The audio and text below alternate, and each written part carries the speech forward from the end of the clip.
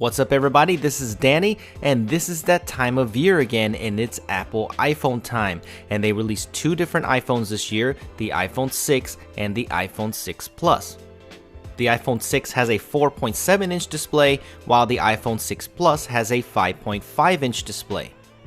If you want to pick up an iPhone 6 for yourself, it'll be $199 with a 2-year contract, or the iPhone 6 Plus, which is $100 more at $299 with a 2-year contract.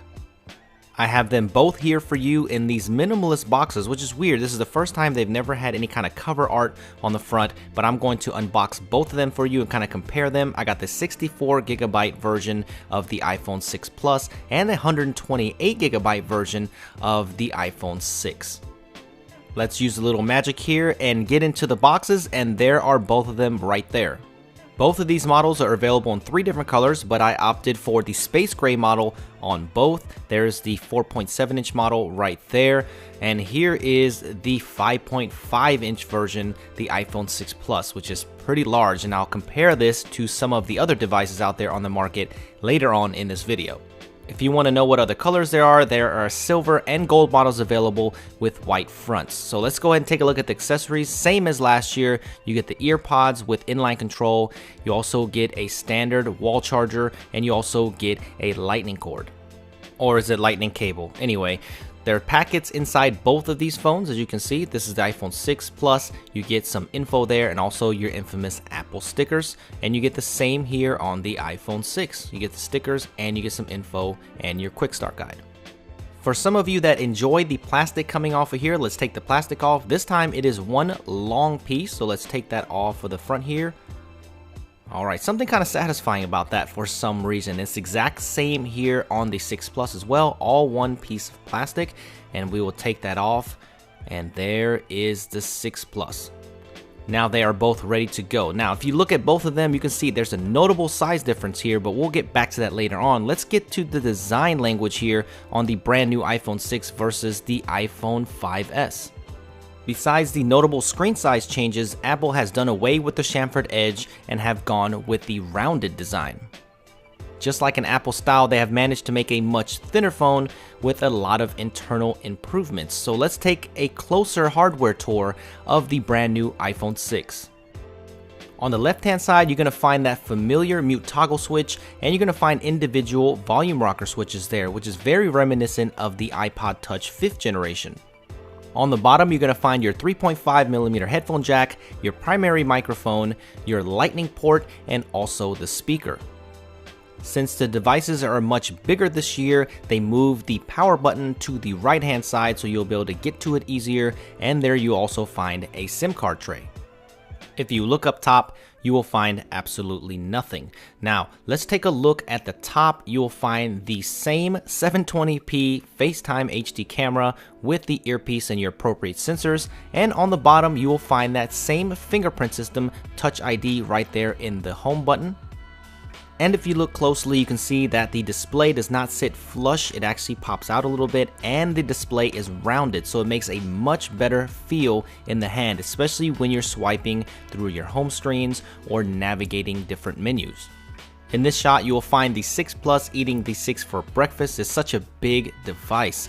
And up top, you will find the improved 8-megapixel camera with the single 2-tone flash. And those bands up top there are dedicated to NFC and antennas. And also, you will find the same band across the bottom. And design aesthetics wise, I'm not quite sure about that. And another little gripe that people might have is the camera does protrude, and it does not sit flush just like the dummy models that we've seen. So I just wanted to show it to you right there.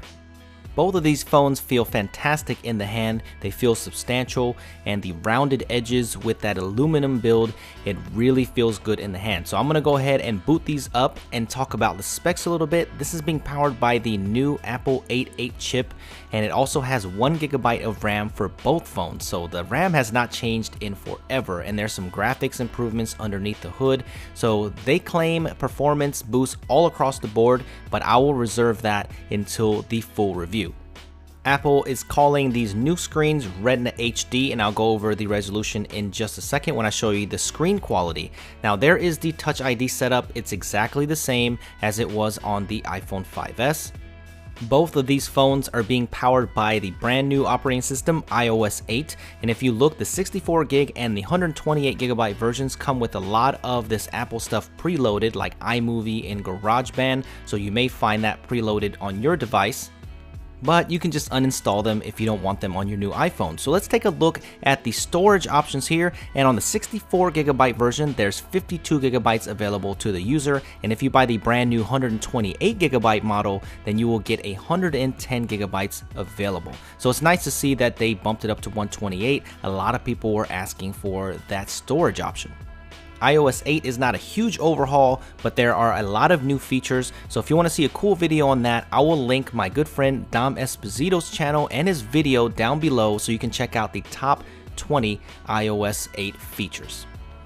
Even though I won't go over iOS 8, I will go over some specific features like this. If you tap the home button once here, you'll go into multitasking. Double tap though, you'll get this new reachability option where it just collapses it down so you can actually get to it with one hand. What do you guys think about this solution? I'm not quite sure about it.